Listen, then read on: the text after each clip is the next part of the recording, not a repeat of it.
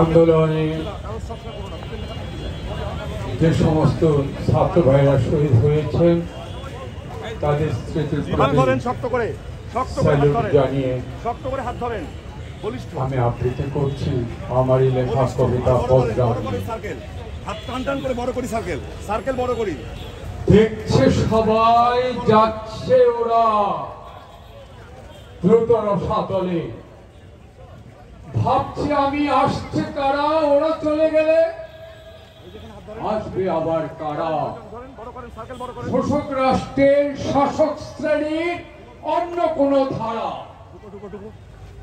যাচ্ছে শুধু কজন মানুষ থাকছে সবই ঠিক আসছে যারা ওরা হবে সেই সবের মালিক বঙ্গভবন চিড়িয়াখানা হবে বসা মজা অদল বদল চিড়িয়াগুলো বাহ বাহ কি মজা র‍্যাব পুলিশ আইন আদালত থাকে যদি সব কিসের যাওয়া কিসের আশা কিসের কলরব ৫ দশক একই দৃশ্য দেখছি যে বারবার ক্ষমতারে হাত বদলে লাভ নেই জনতার যুদ্ধ চাই শ্রেণী যুদ্ধ উঠুক কলরব শ্রেণী শত্রুর রক্তে ভাসুক শাসন শোষণ সবাইকে বিপ্লবী অভিনন্দন।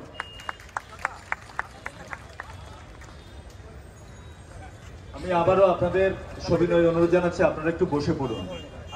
আমাদের এখানে আরো অনেক মানুষ আসবে আমাদের এই সমাবেশে সংহতি জানাতে, আপনারা একটু দয়া করে বসে পড়ুন।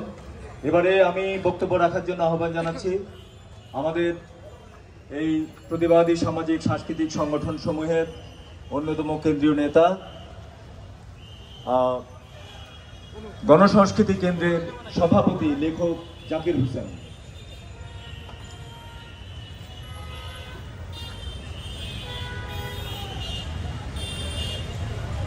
সংগ্রামী ভাই ও বোনেরা,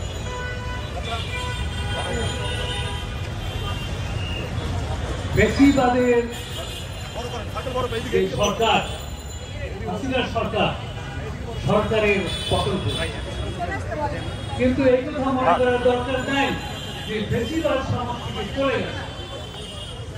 তার প্রমাণ হচ্ছে দেখেন, গত রোববার হাসিনা ক্ষমতা থেকে যাওয়ার আগে আওয়ামী লীগের সঙ্গে জনগণের একটা সংঘাত তৈরি করে দিয়ে গেছে, যার ফলশ্রুতিতে বিভিন্ন জায়গায় আমরা ধ্বংসযজ্ঞ দেখেছি।